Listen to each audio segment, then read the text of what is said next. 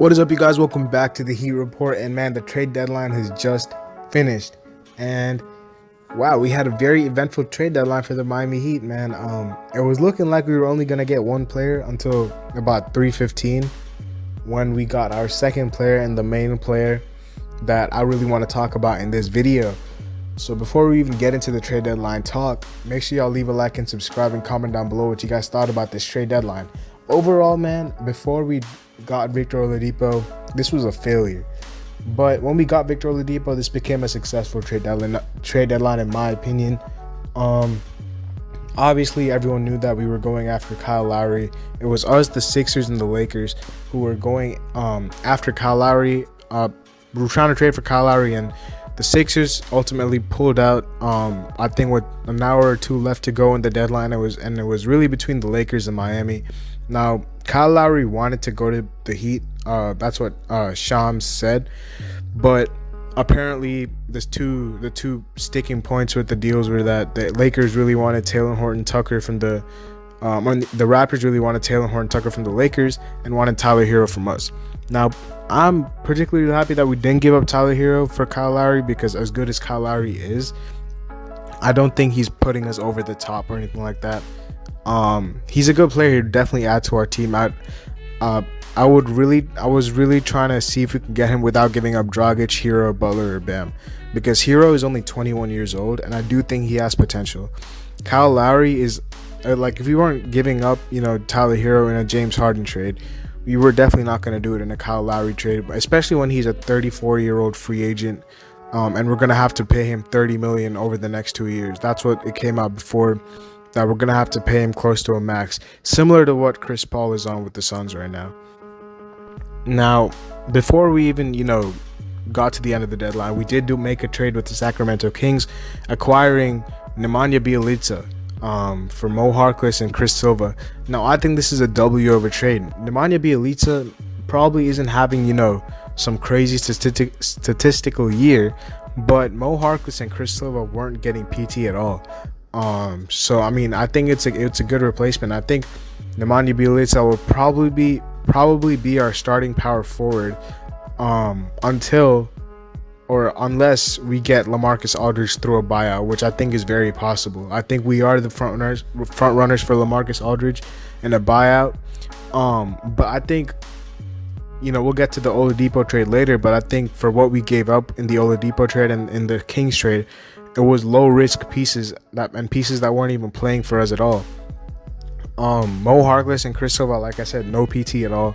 Nemanja Bjelica will, I think, be an upgrade over Kelly Olynyk at the power forward position, unless, like I said, we get LaMarcus Aldridge. And I thought that was a good trade, for getting Bjelica. He's not the best defender because of his, mobility, but I do think that he competes on the end and he can space the floor really well, which is something we really need, floor spacing, and shooting. And after that, after the Bjelica trade, we were just waiting to see who would bite on the Kyle Lowry trade. The Raptors ended up trading Terrence Davis and Matt Thomas for second round picks, basically, to teams. And I think it was because they were trying to clear up a roster spot or make the money work or something, because there was no way they would give up those two pieces for free.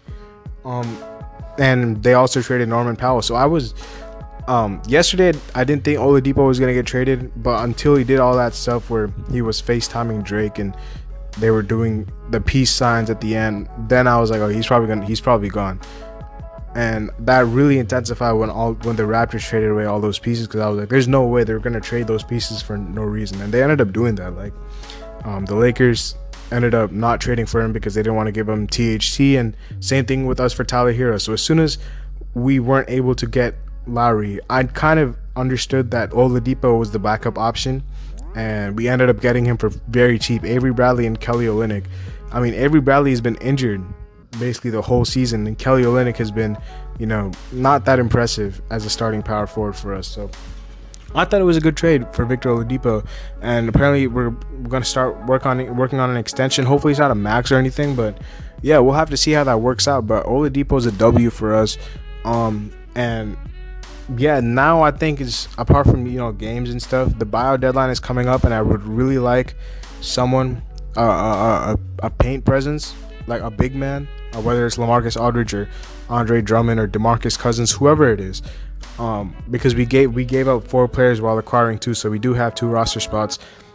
So yeah, I think we need that. I think we need to sign a big man in the buyout market, and I think we'll be good. I think our roster is solid, and we did that while keeping our assets in Hero and Robinson and Nunn. So I think this is a W over trade deadline, man. I know Kyle Lowry, a lot of people wanted him, but you know, it's good that he didn't go anywhere else to make another team better, especially the Sixers. I was scared he was going to go there. The Raptors, the Sixers, I thought were tripping for not taking that offer with Tyrese Maxey and Matisse Thybulle, but especially when they have that thing right now. But even, you know, apart from that, Lowry's a free agent, so we still have a slight chance of getting him in the offseason. So I thought that was a W, and we kind of needed someone to improve our roster right now, and Oladipo is a good option. So yeah, overall very happy with this free agency, man. And let me know what y'all think in the comments, because I thought it was successful, but you know, a lot of people were upset that we didn't get Kyle Lowry, which is understandable. Let me know where y'all stand on that. I'll see y'all later, man. Hopefully we can win our game today against the Portland Trailblazers, which is going to be tough because we traded away all these guys. I don't know who's going to start at power forward. I hope it's Precious, because I want to see him and Bam play together. But it's probably going to be Iguodala or something like that. So we'll have to see how it works out. But yeah, anyway, guys, I'll catch y'all later as always. Peace.